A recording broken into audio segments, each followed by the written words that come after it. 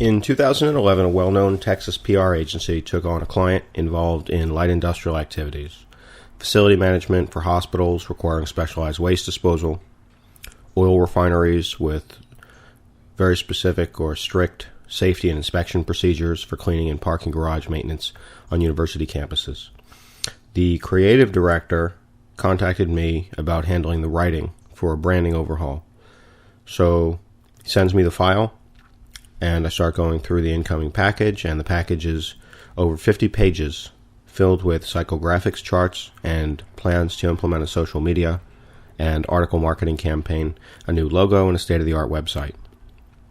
This company had visited what turned out to be the biggest marketing communications agency in the metropolitan area, and they created this proposal.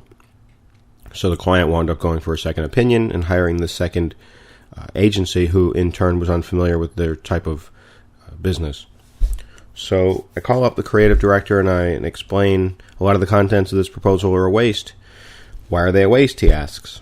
And this is why enlisting a writer-editor for such projects is worth it most of the time for creative and PR agencies when they run into a client outside their bread and butter focus. Most of the recommendations are wasteful.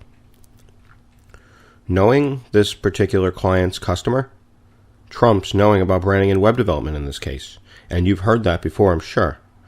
First, for example, Cushman Wakefield and C.B. Richard Ellis do not have 27-page websites for their facilities management divisions. It could be a little much for a small business under $50 million. Second, social media, despite being trendy, when you consider the audience, meaning who this company sells to, supply chain, sourcing, property managers, operations managers at big hospital systems, Fortune 100 oil companies like Chevron, state universities. They're highly unlikely they're on social media researching vendors or on PR web reading their press releases. So the creative director arranges a conference call so we can maybe try to start over.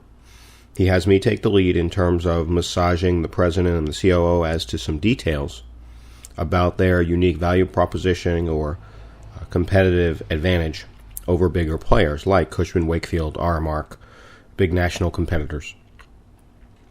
Turns out the client company's president felt exactly the same way, which is why she went to his agency in the first place over the first one who made the elaborate recommendation in their first marketing plan. The recommendation was too much. It was overkill, she said. I'm doing this for a freshened up appearance for when we bid on bigger projects and start bidding on government projects.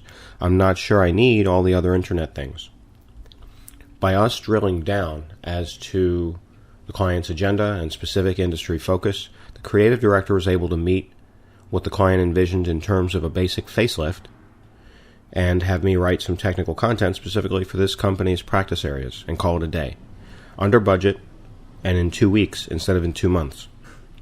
So in this case, a writer project manager becomes best friend to a PR agency over $4 million in billings who took on a client within a complex specialty.